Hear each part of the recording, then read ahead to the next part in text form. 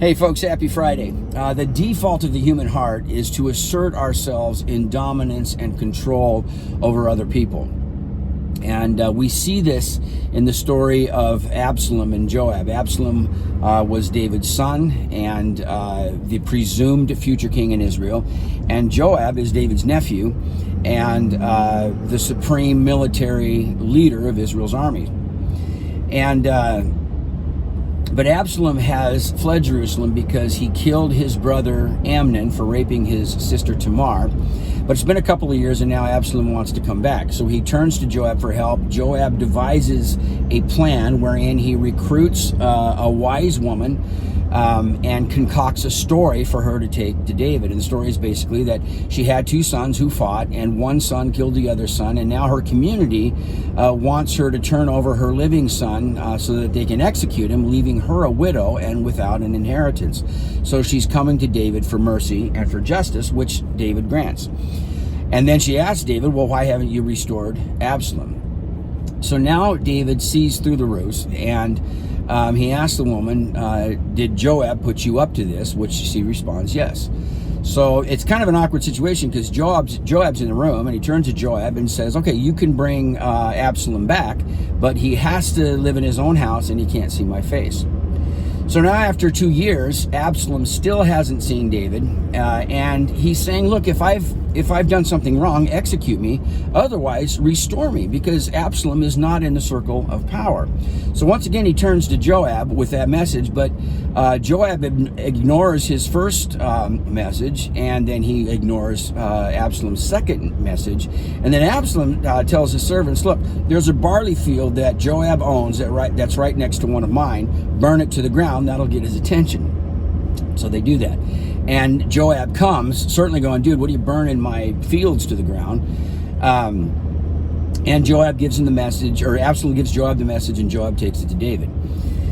And so then Absalom is restored, which is a terrible plan, because in a very short time, Absalom is going to lead a revolt against David, which will result in David going into exile himself and Joab killing Absalom. And now we get a little bit of a picture of why Joab killed Absalom, because if Absalom was going to be his boss, and he's certainly thinking, if this dude's crazy enough to burn down my field, certainly he's crazy enough to burn down my career and my family. So he kills him.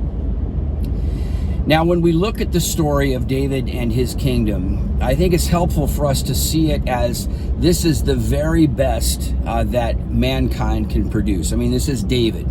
He's the Lord's anointed. He's the chosen one. He's the man after God's own heart. And yet David and his kingdom are deeply flawed, filled with personal failure, with violence, with rebellion to God.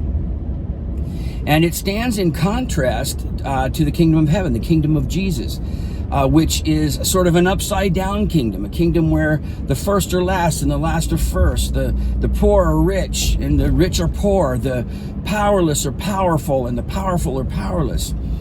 And the ethos of this kingdom is that we are to do to others what we want them to do to us. And we see very little of that in this story, don't we?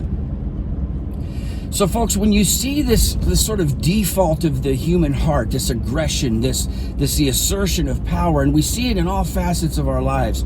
We see it in our children, in our families.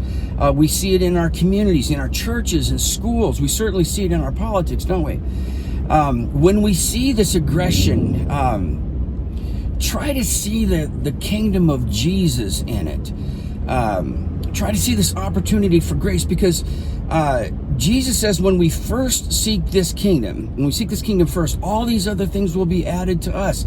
And when we see his kingdom, we see Jesus. And when we see Jesus, we see an opportunity for peace. And Jesus called the peacemakers blessed and the children of God. So let's be the children of God. Let's be the peacemakers. Hey, y'all, thanks for watching. I hope this encourages some of you today. If it does, give this video a like and a share. And as always, get out there and make the world a better place, because you're in it. Thanks for watching. I'll talk to you again soon.